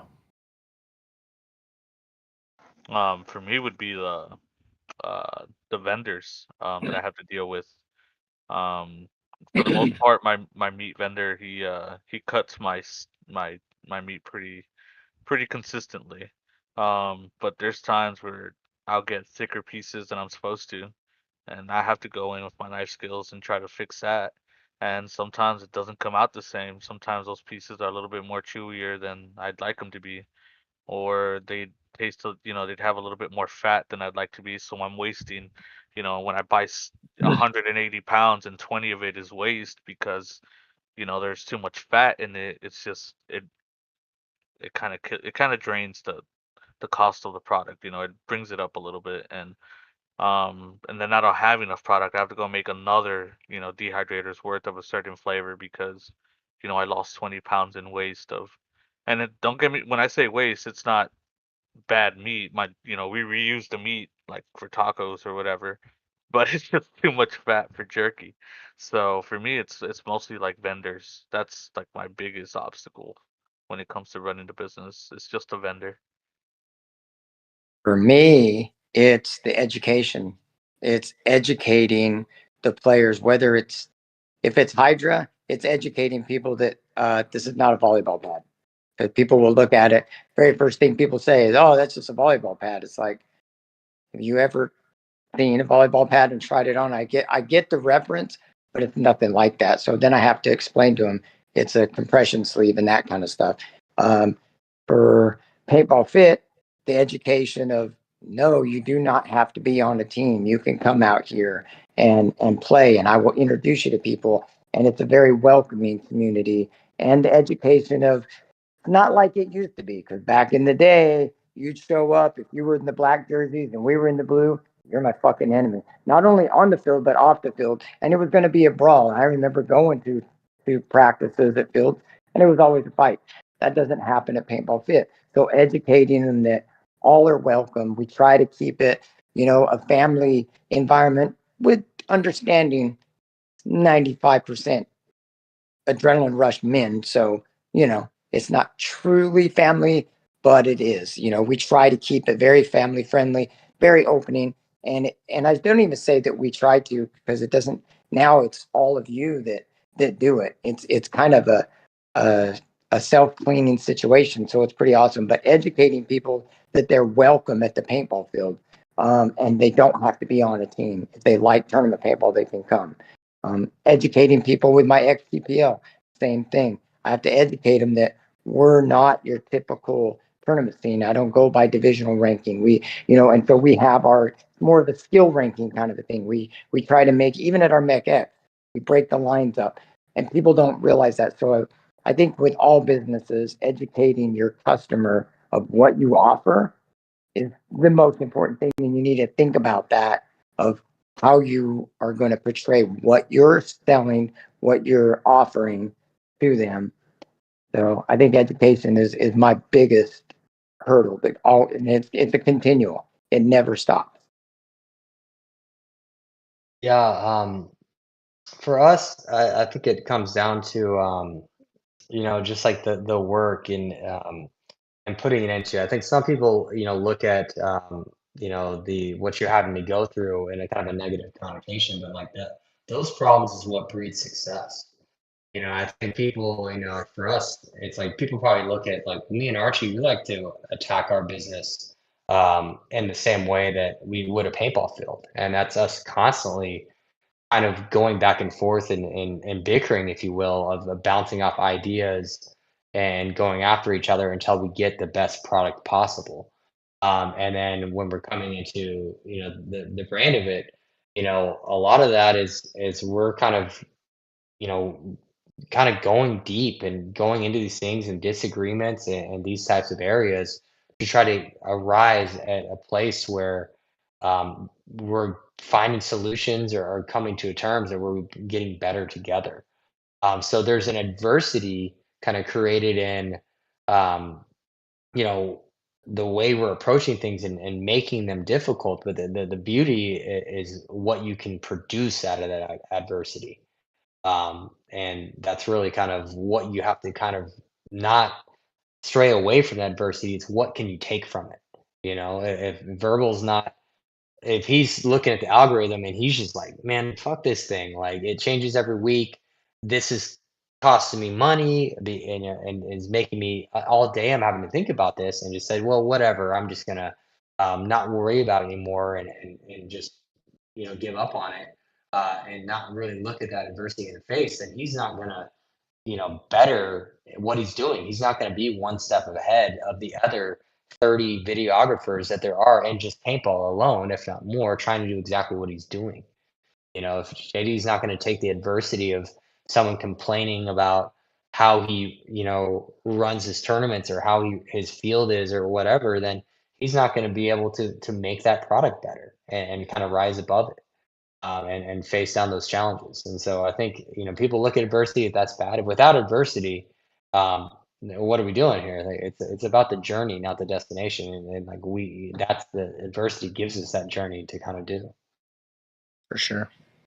Yeah, if it was easy, everyone would do it, right, Ryan? 100%. Mm-hmm. Yep. Yep.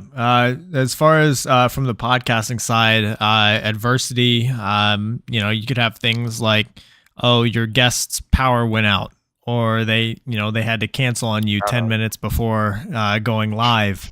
You could have all sorts of technical issues. So as far as like how to deal with that, for me, like the more organized that you are, the easier it's going to be whenever things do go wrong and you have to pivot. So for me, like I've got like each week I have I have a template of my script where it, there are a couple of questions that I do ask on every episode, like the introduction, like who are you, tell us your background, and then the thing at the end where it's like, hey, tell us about like an up and comer. And then of course the making sure that everybody that's sponsoring or partnered with the podcast, make sure they get mentioned throughout the show. So just having that template saves me a huge amount of time. And then as far as like the list of guests, I have this big spreadsheet where it's, okay, this is everybody that I've had on before. This is like about where they are from in Texas, and then like kind of their like what area of paintball are they in? Are they a divisional player? Are they a field owner? Are they a brand? Are they a media person? And then off to the side, I have people like, hey, these are like a list of people that I have yet to get on the show that I'm wanting to get on. So let's say, and I have had this happen where someone like cancels on me within like 15 minutes of going live. I have this whole list of people that I can just go boom, boom, boom. Hey, can you come on last minute? And because I'm organized like that, it's real quick, like, okay, this person said yes. All right, let's open up the template, just change a few questions, maybe insert some specifics. A good example would be James Cobb's episode where I think I was supposed to have Nico Hyde on that episode, and then he messages me, is like, hey, he had like an emergency on his farm, like a bunch of cows got out of the fencing or something, so he needed to reschedule. But because of that, I was like, all right, I've got James lined up. I've already got some kind of sample questions out there. It's not too big of a deal to change a few names here and there on like the nameplates, and then we're just good to go. So I would suggest, like, the more organized that you are, the easier it's going to be when things go wrong. And then also, like, templates are huge. The more that you can incorporate templates where you're like, okay, these are like my pre-settings for everything that I'm doing, then you don't have to fiddle with that every single time. You can just load it up, and that saves you, minutes to hours of work there, which I'm sure Brian is very familiar with. Oh yeah. Yeah, it's all about dialing in the workflow.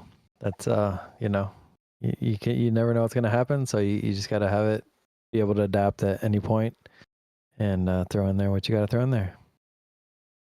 100%. I say this a lot.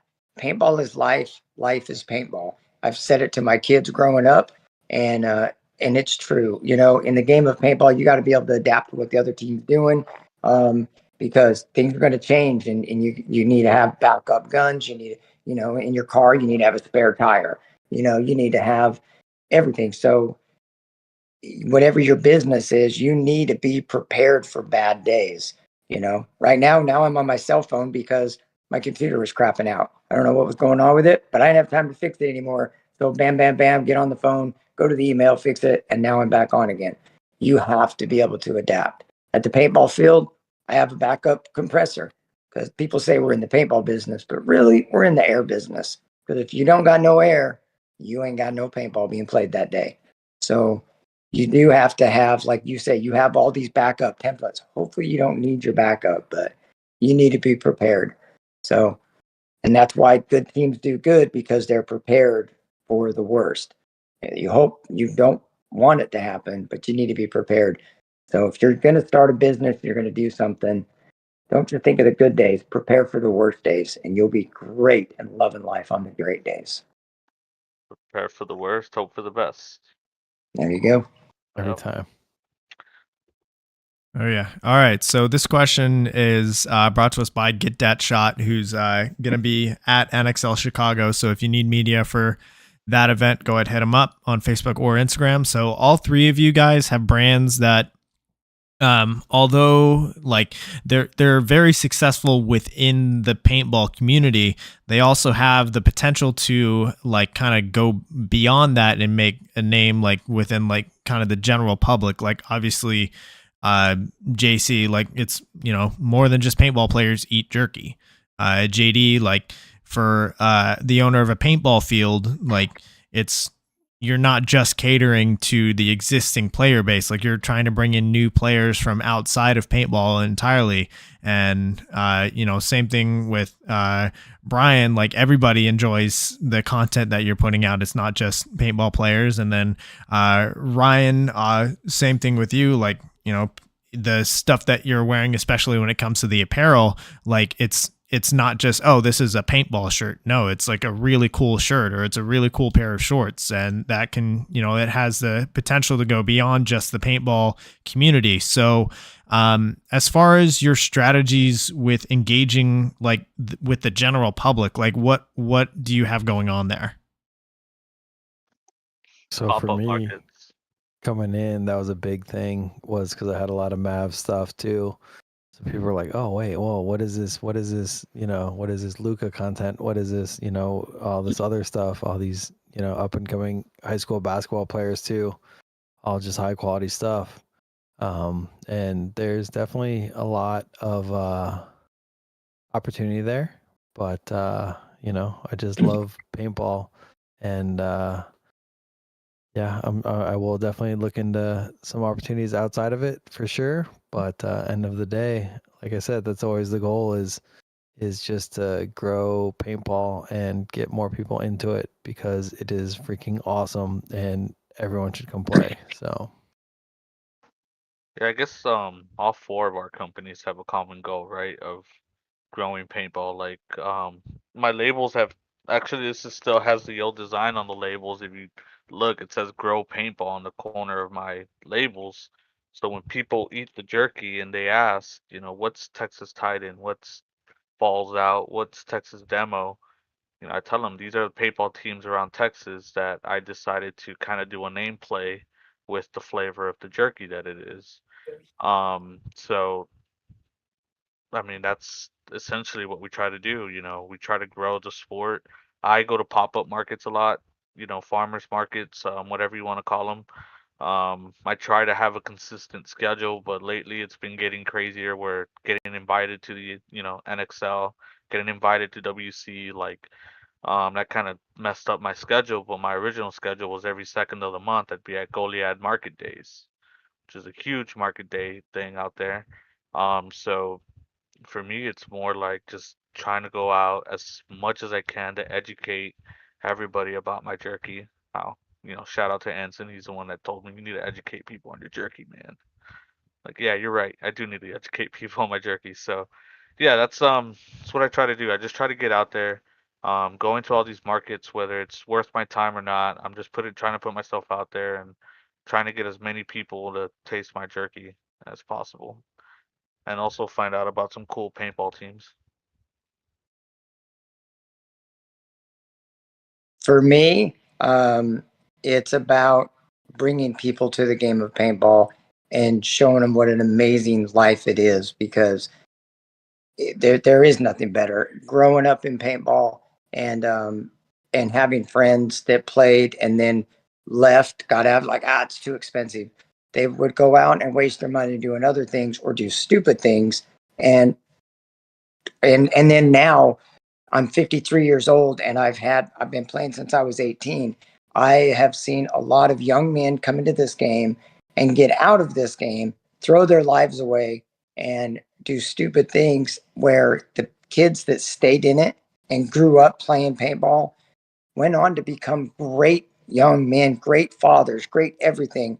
And I attribute that to the game of paintball, because the game of paintball has a self weeding out thing. Because if you play paintball, you don't have time to go and party and do all these stupid things on the weekends, because I got to play paintball on the weekend. You don't have time to waste your money on stupid things because you need your money, because you want to get that new gun, you want to play this tournament, you're saving up money, you do work at home, you make sure you get your schoolwork done so that mom and dad will still pay for you to play paintball this weekend. So you tend to toe the line and do the right things.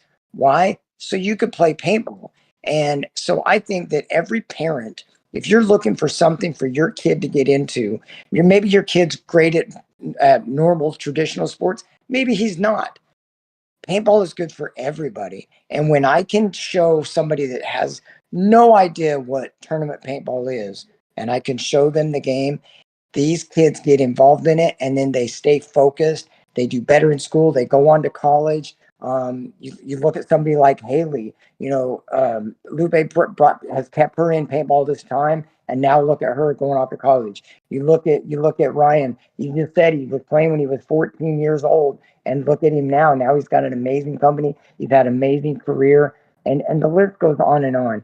I believe that paintball is the ultimate thing to have your kids in. And when people say, I don't know, man, that's a really expensive hobby. Let me tell you what, there's a lot more expensive, worse things that they could be doing that you'll never see a good memory from it.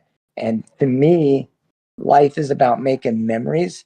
And there's no better memory than memories that you actually can remember. So going and getting fucked up on the weekend, that costs a lot of money. And then they just got a hazy memory. But paintball, and it's not even the games of paintball, it's the camaraderie and the doing the things and getting people involved in this sport means the world to me because paintball is an amazing game. And that's what I want. I want to keep going outside of the paintball and bring people in and show them what a great life it is. Live the life, man. I said it back in the 90s. That was their thing, live the life. We're in the 2000s. And I love that. And that's what my family does. We live the life. And I wouldn't have it any other way. I love it. Ryan, I know the way your business is structured, like with the limited releases, it may be a little bit harder to kind of get your product and your brand out to more of the general public, but do you have any strategies as far as that goes? Yeah, I think, we're constantly increasing what we're doing, the amount of products, it's kind of a slow growth and, we kind of have an interesting, where we're not really trying to, the, concept of the brand is we want it kind of to be limited and hard to get. But as far as growing outside, we're really looking to still grow within paintball too. We're trying to win there. That's what we're most passionate about. And eventually, if that does sprawl into other areas, I mean, that's great. And especially if we can, create a bridge back into paintball and expose more people to paintball, that's even better. But yeah, I think some of our apparel and designs can work out in what's just called the real world. But at the end of the day, like our main focus is on paintball. And it is, and I think to JD's point, and some of the amazing things about paintball is, um, and he's 100% true. I've seen paintball save a lot of people and get them on the right path for better. Um, it also it's just the other tools that you can take over into that real world as far as teamwork, dealing with other personalities, um, uh, like having to process information very quickly. The things that will make you successful within a team and on a paintball field, um, in life in general, as far be that business, going to work in a company, in relationships, all these types of things. As a parent, I have a lot more patience than I can have with my kids because I've had to coach people that I've had to learn a lot of patience with and learned also about how to not, you respond to certain things. In my other business outside of paintball with my employees, I was able to take a lot of what I've had to learn as a coach, and I had to learn quickly that you can't coach everyone the same way. That every single one of your players has a different personality, a different thing that motivates them, a different thing that might send them um, into kind of a hole where they can't function and can't optimize at the same level. So I'm able to use that, with employees and dealing with different people, and these are all skills learned on the paintball field, and also learned by you have the opportunity. I played traditional sports for a while in high school, and you have relationships with your coaches, but it's more so, like, you know, brand like rub off your knees and get back on the field. And depending on the size of the team you're on in sport, you might not have such a direct relationship with the coach. And when paintball, you got coaches, you have team owners, you have mentors, you have team captains, you have people from different walks of life that you could really learn from. and a lot of these mentors exist. And so as a young man, just like for us in X Factor, for us being able to spend that amount of time with Alex Martinez, um, it's completely shaped the way in which a lot of us have gone through life, and the things that we've been able to achieve. And I'd like to, rest on I've achieved a lot, but I'll tell you what, there's a few retired X Factor players that have achieved more in business than I could ever dream to achieve. And a lot of that just comes from them being able to, we all spent time around each other and we all learned from Alex what hard work meant and how to get together and achieve a common goal through hard work. And that's what paintball will bring to you. So just kind of to reinforce kind of what JD was saying, I know it's off on a tangent a bit, but paintball is great. And as a parent, I would love my children to get involved one day. For sure. As far as from the podcasting side, as far as reaching people outside of paintball, I think the biggest thing that I can do is just be sure to like feature the guests. And obviously the guests, like they're so varied, and like it's not just pro and divisional players. Like I've had like Clint Riddle, he's an artist and a high school art teacher. I've had like a couple different media members, had people that like Ryan Polito, who is the guy that does the webcasts for WC and USXBL, and he's not like that much of a paintball player, but he also does things like the paintball trading cards, and just getting that huge variety of people and topics. Like obviously those individuals will more than likely, whenever their episode comes up, they'll make the posts and they'll share them, and then like their own little communities, they'll tune in for those episodes. But other than that, it's just like there's a lot of cool stories out there in general, and just making it more about that person and their story versus just their contributions to the game kind of expands your horizons and your potential there as far as reaching others, and really engaging and hooking them with the story that you have. So this final question that I have here is brought to us by Hydra. So obviously for JD and Ryan, this question is going to be a little bit maybe less applicable. But as far as the brands turning from passion projects or side projects into something more than that, at what point did you kind of realized that had happened? And I think we actually had a fairly similar question here from Brandon Ortega in the chat. He asked, can you guys recall like the kind of the breakthrough milestone where your brand started to really gain traction? All right, so Brian started hitting pretty quick. I think it was 2019, and I was at FIT, and I was at an XTPL event. And that was the first tournament I shot, and I was a decent photographer at the time. And I just finally just risked it and got out there and, started doing it. And, feedback was fantastic from that. And then after that, I just kind of went all in, saw that I could do it. And, it was a crazy leap, but, it worked out pretty good. Yeah, I think for me it was more, it was a kind of combination of things, going to the field, taking the jerky, getting a lot of feedback from it, just being able to sell it. But when I went all in, it kind of took another little medical thing, was in the hospital for like 10 days or something like that, or like in the ICU for I don't even know how long. And I was sitting there and I go, you know what, this whole, I got bad news from work where they weren't going to be able to continue their employment with me when I was in the hospital. So I said, you know what? I've always kind of been good at this whole jerky thing. Like, let's just do it. Let's just go all in, put all my money where my mouth is, and let's just go and do it, right? Got onto Bunkerfest, and ever since Bunkerfest, the first one that I was able to go to, I mean, it's been great. It's been growing exponentially. it was a little scary because I did put all my money into one basket and said let's run with it, see where it goes. But luckily the leap of faith kind of worked out for me. So I'm enjoying the ride right now, but I don't want to stop at this point. I kind of want to get better at everything that I do. That's always the thing, is like you don't want the videos to stop going viral. Like you want to keep running it up. I totally feel that, and I can totally relate to that. So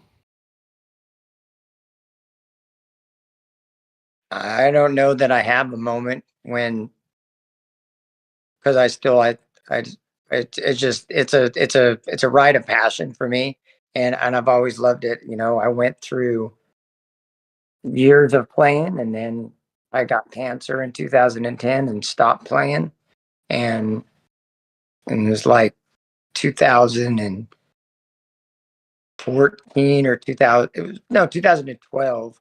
Billy and them came to me and were like, "Dude, you got to get out of the house. You got to get out here and start playing again."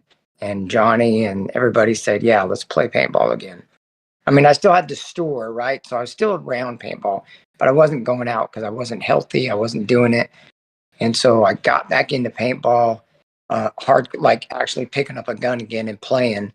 And we started playing the AXBLs back then, and then just realized it was awesome again, and it was everything that I needed it to be. Again, it was something that gave me back my youth again. It gave me something, and I forgot for those few years. But I did know that I needed to make memories, and paintball was the thing that made the memories. And I got back into it, and we started. And then everything slowly. Nothing was intended to be huge. It just happened. The knee pads, because people wanted them, so I started making them for them. The paintball field, we did it for ourselves and invited other people out, and they started coming, and it just happened. In fact, when I did Paintball Fit, people actually told me at that time when I first opened up Paintball Fit, they're like, "What are you doing? Paintball is not what it used to be, the tournament scene." And I was like, "You're right," because there's nowhere to play. I got back in and I'm like, there's no like tournament scene. Back in the day, it was Fun on the Run. We'd go to Fun on the Run, you go to those backfields, and it was the shit. And the rec ball players were down below. We had the hyperball fields, we had their airball field.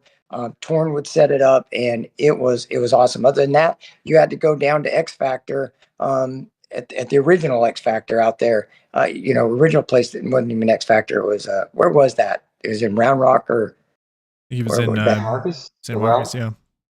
Yeah. So we would have to, and but still, it was worth it. And I always had to drive to play paintball. And so then when we opened it up, and people just started loving it. So I guess, you know what, truly, that would have been the moment, because we had the lower field, and it started off calling Shockwave, and getting North Texas Shockwave to come out and practice Apex Predators at the time. And then immediately other people started coming. And then the Jackson brothers showed up and said, "Hey, all right, AC is going to start practicing here." And then we realized, wow, we got something really good. And then that's when I started looking at the back of the property, and as a family, we were like, this is what we're going to start doing. But that was the moment we realized what we were doing was exactly what we wanted. And then, and that was within months though of opening up. And then we went to the back, and we spent the next year building, but we knew what we were doing. And it was by design. And I loved the moment that we held the first was it USXBL, I think, at that time, or maybe they were still like, I remember when Rab changed the name, but we opened up our back 3 field, and people were like, "Did you ever think you were going to have something like this?" It's like, yeah, we designed it this way. But that was the moment I knew that it was real. So if I had to pick that, I mean, Paintball Fit did it, but the rest was just, it's part of the passion, part of the dream. And believe me, we have more stuff going on. So we're still looking, but the ride never ends when you're in love with what you do. You just keep going. It's just like my love affair with my wife just keeps getting better. So there's no end in sight. So If you build it, they will come, he said. Yeah. Yeah. For us, it was, I would say that it was supposed to be more so of a side project initially, but kind of had the concept of, the Project G was initially kind of separate than the company were two separate concepts that came together at the end, and that product flew off the shelves. But we had a good feeling that that might do so. But from then, once we started, project and started producing, I think the first thing we made was like a long sleeve was the first thing we produced, and we it went well, but it definitely was like, okay, like we might have something here. And we just kept going and a few products in, things started to, um, everything always sold out quick for us, but we started noticing like, oh, well, we made 80, but there was 300 people on the site. And then it's like, oh shit, does that mean we can make 300? And it kind of went that way. And I think that was the moment when we started seeing the big numbers and the sellouts in 30 seconds, that kind of stuff. And then we knew we kind of had something. And then from there, it was just kind of, do we want to, and it was an easy answer, but do we, want to reallocate time, um, into this business and really approach it from a more serious standpoint of, where we're really going to dedicate time because, there's just not a lot of time, in the day, X Factor takes up most of my weekends. Um, my kids take up my time, and, as they should, right? And so it starts to limit stuff. And, I have my real business that I've been doing for 13 years. And for me to refocus more time into paintball, I kind of had to hire myself, rehired something taking on my workload. And so, meaning that I make less money over there that I could have made and just been very, just could have kept going through that very the safe play. But for me, it's like, well, this is my passion. This is what I believe in. This is what I've really dedicated my time and my sacrifice and my free time for the past, 25 years. And why not? Well, I can, take the leap and go after it as long as I have things, in a position where I can sustain, and take the shot. If you never shoot your shot, you'll never know. And so that's really all it takes. Yeah, for me, as far as like I mean, this is ultimately the podcast is still a passion project. It's not too like now that I've got all the templates and stuff set up and kind of it's running a lot more efficiently. It's not that much of a time commitment per se, but it's also at the same time like, yeah, I'm at the paintball field every weekend, oftentimes Saturday and Sunday. And then, sometimes during the week, and more people are kind of recognizing like, oh, are you in the pits? Like, but as far as like the moment where I was like, oh, this is something special here. I think the first moment for me was when I got Alex Martinez to come on the show. Just knowing like how big of a name he is within Texas paintball. And like for me, it was like, oh, this is like, for me, it was like, oh, this is like the biggest person that I could envision like having on the show. And that got done, I think, within the first 10 episodes. And then after that, it was when Christian Woodmansey emailed me, he asking like, hey, can I appear on the show? And then after that, it was the guys over at Kinetic Paintball emailed me. They were like, hey, we've got a new product coming out. Can we come on the show and talk about it and stuff? And now like and then on top of that, just looking at the metrics each week of where the listeners are tuning in from, seeing like, I think the first time that I saw someone from outside of Texas was pretty cool because there were a few people from California. But then when I saw some people coming from like the UK, from Canada, from the Middle East, from Mexico, that's where I was like, okay, this finally feels like it has its place within the community, I guess is the best way to say that. So yeah, I think that that just about does it for our show. This was a little bit of an experiment, but I think this went really well, to be completely honest with y'all. I hope that everybody listening is able to get something out of this. Maybe you have an idea of your own that you're like kind of on the fence of doing a little bit more with or jumping in. Hopefully you got something out of this. Hopefully everybody here on this call got a little, something to take away from each other. I know I definitely did. So last question is brought to us by Gel Stewart's brand Compete. Message him on Facebook or Instagram, mention In the Pits for 10% off of your order. So guys, thank you so much for your time. Do you have any last parting words of wisdom that you'd like to say before we sign off? Failure greatest teacher is. Don't be afraid to fail, man. I mean, we all took a leap. All four of us sitting here, all five of us sitting here have taken a leap in something, or at least in our business, in our product. So don't be afraid to take it, man. If you fail, guess what happened? You just learn probably the biggest lesson you are probably gonna learn your whole life, maybe. So just take the leap. Don't be afraid to ask questions. I feel like in today's world, a lot of people are afraid to just talk to each other. It's so weird. Just don't be afraid to ask questions. I know I reach out to Ryan quite a bit, and he's always responsive and very nice with things.